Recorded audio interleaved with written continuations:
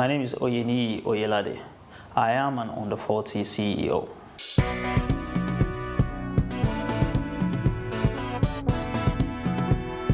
The African Renaissance. The concept that the African people and nation shall overcome the current challenges confronting the continent and achieve cultural, scientific, and economic renewal is here, with young men and women taking the lead. Some call them the new school heroes. We call them under 40 CEOs. Niyi Oyelade is a software engineer with experience in software project management, customer liaison, software design, and architecture, implementation of systems within budget, scope, and timescales. A graduate of the Obafemi Awolowo University in Ile Ife, Niyi would later attend the Robert Gordon University, where he bagged his master's degree in software technology. He has since gone on to work on major projects for Barclays Bank, the RoyalBank of Scotland, and the United Kingdom Ministry of Justice, amongst others. Niyi is the CEO of KDI Consultancy Limited. All right, welcome to Under 40 CEOs. Thank you very much. Thank you. Now, in 1994, you graduated from the Federal Government College in Ilorin. That's correct. And interestingly, you got straight A's, in your SSC back then. Have you always known that you were going to pursue a career in IT? At the time, yes, I did have interest in the upcoming IT industry. As at then, the IT industry was still quite young, and I had a passion for computer technology and things. I've always had a passion for technology since I was in primary school. So, and then I did understand that my passion for mathematics was going to go a long way in helping as well. So mathematics had been something I had always been, so to speak, a leader at from primary school days, and so that just flowed into the interest I had for IT and computers.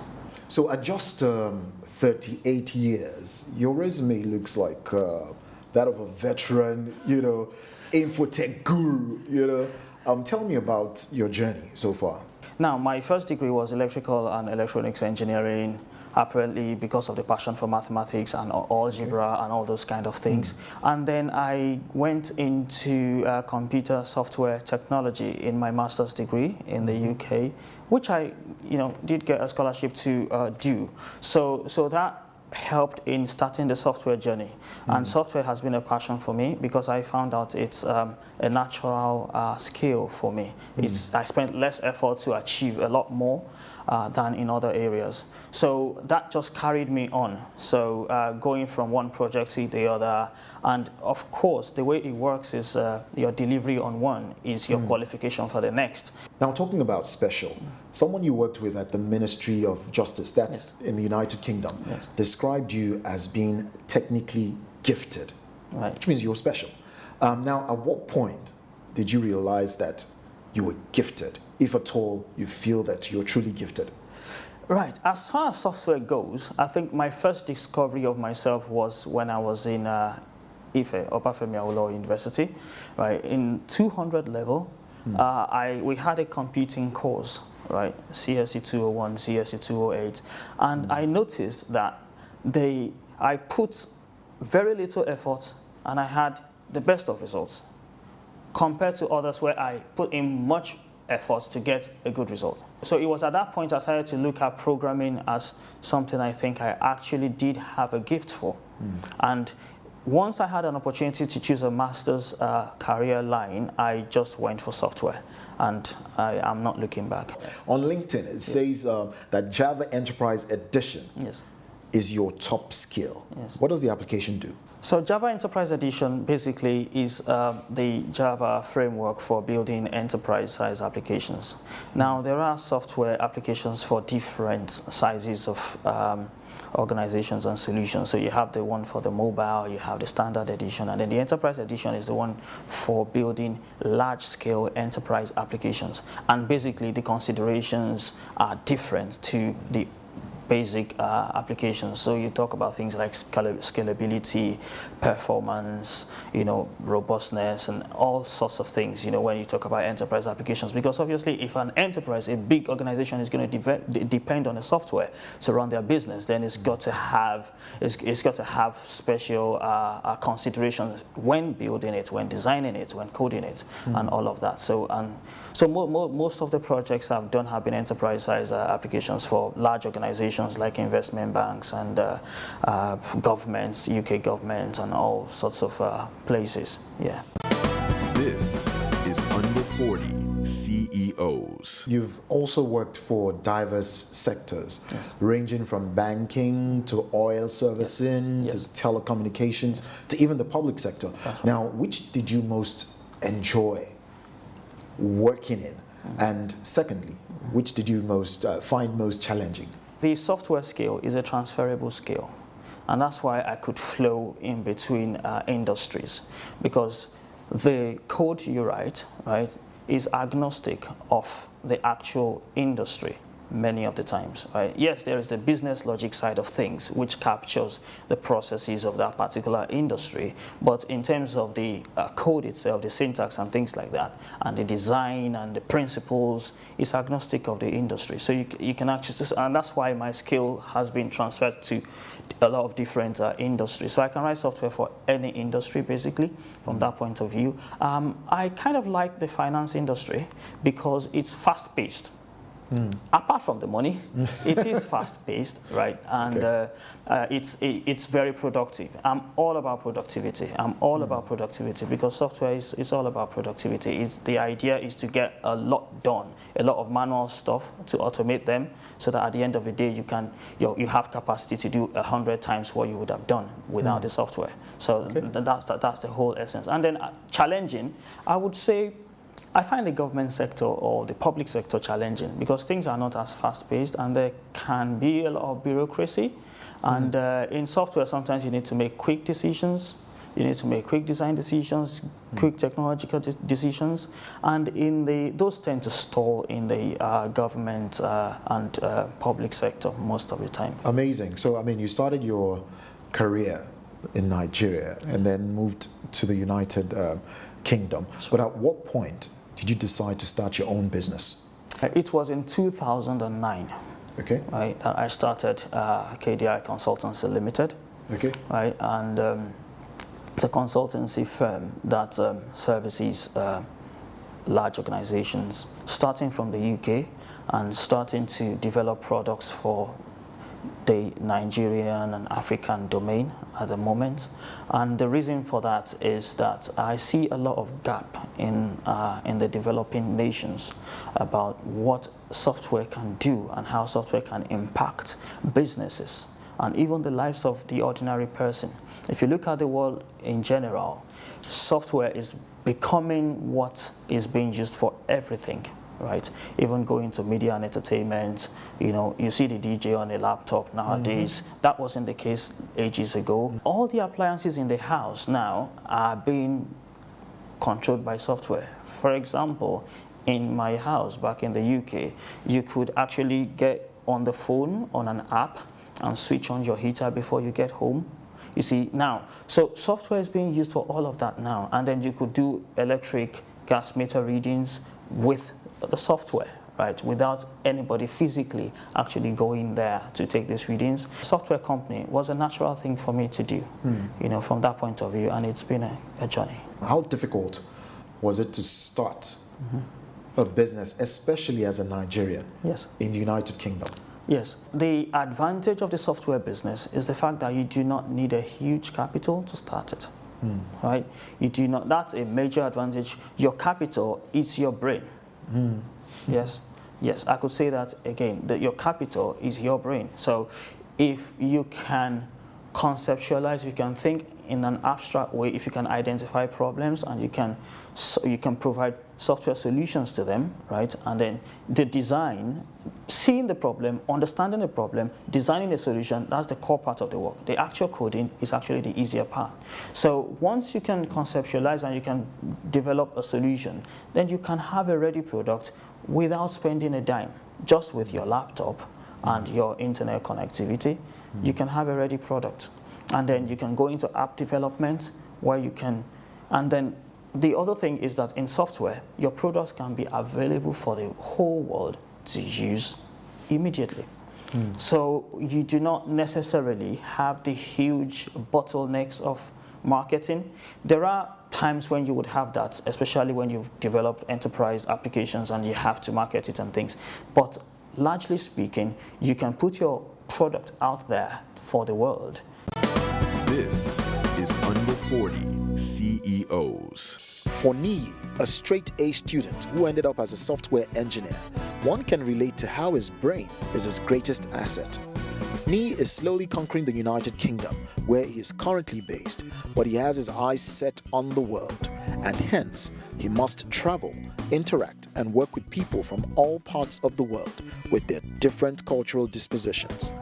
Okay, so talking about the world, how is travel and interaction with diverse cultures, impacted on the direction of your business? Yes, the world is a global village nowadays, right? So, and the nature of the business is technology. So you tend to interact and work with people from all over the world.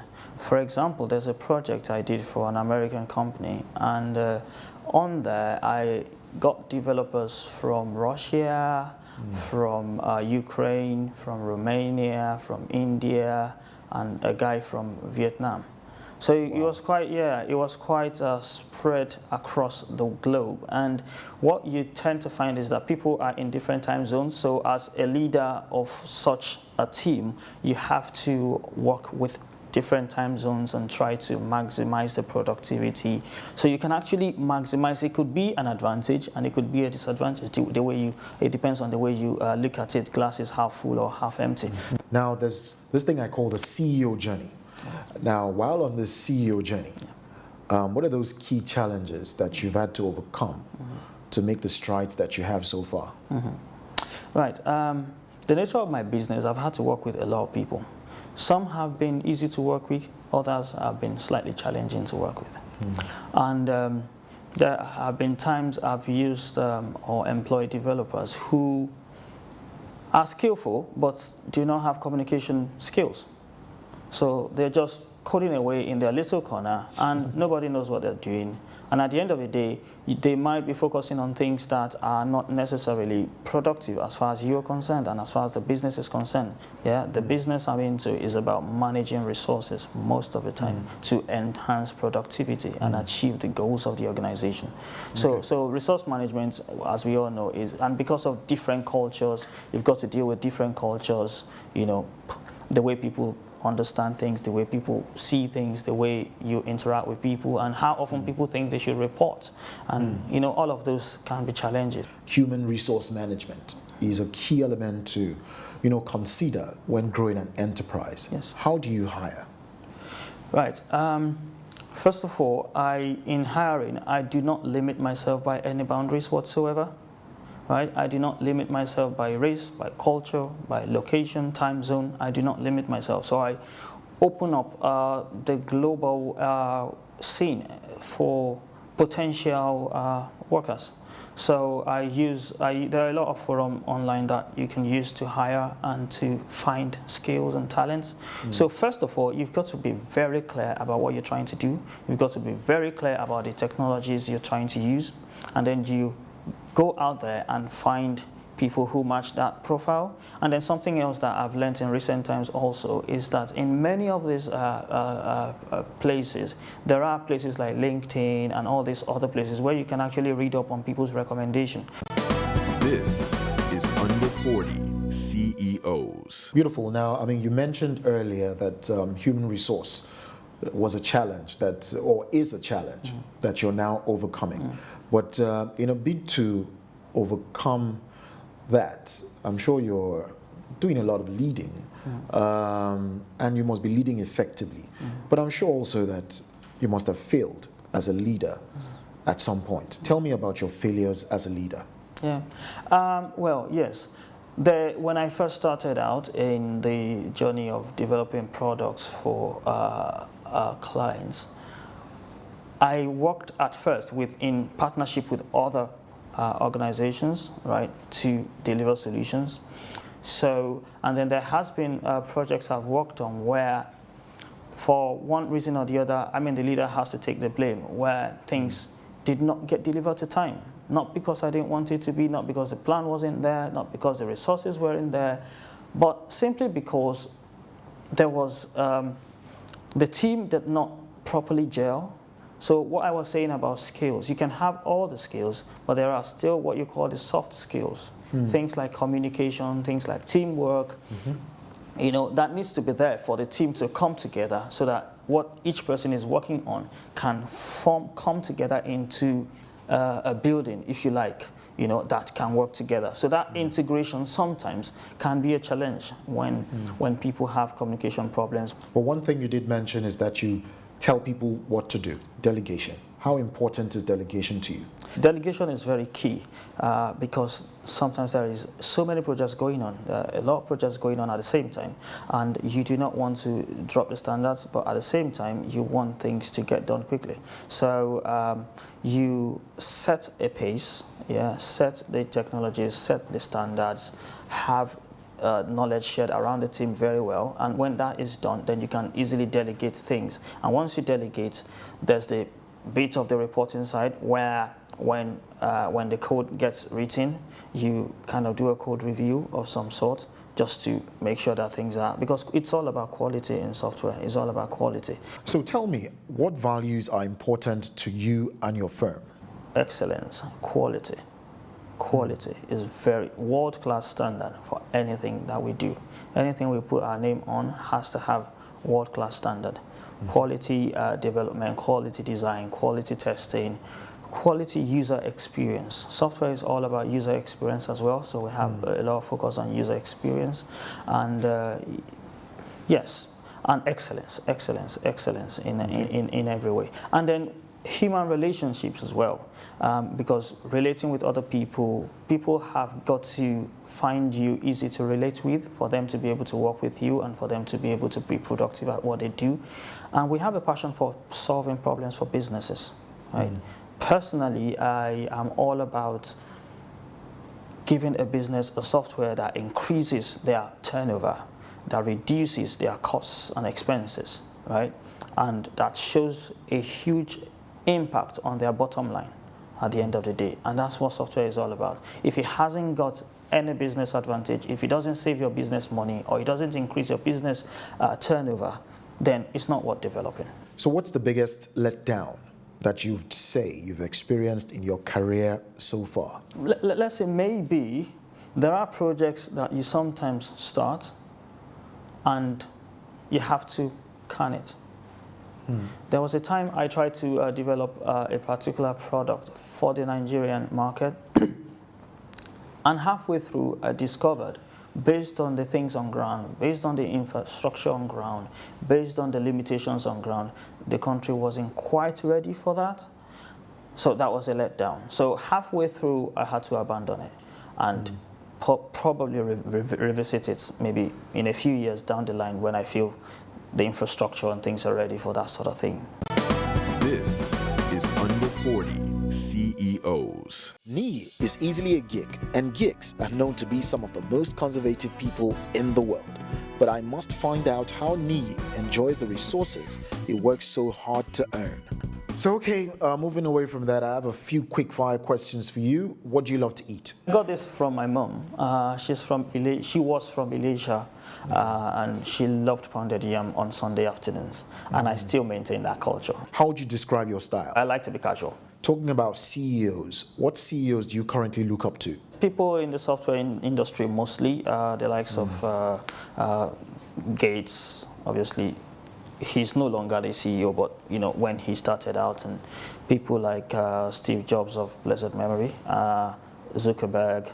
What's your favorite car to drive? BMW, you know. Your favorite travel destination? I loved Dubai. What's your favorite book of all time? Yeah, 7 Habits of Highly Effective People. Lastly, I'd like to know, what makes you happy? I love my family. Yeah, they make me happy. My daughters, I've got 2 lovely daughters, and they make me happy. They're my biggest fan. Thank you for coming on Under 40 CEOs, Niyi. Thank you very much. Right.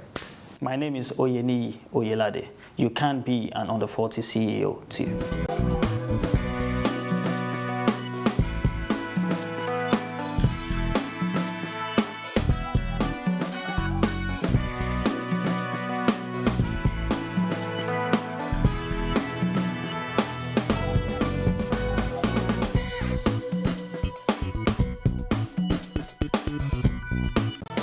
This is Under 40 CEOs.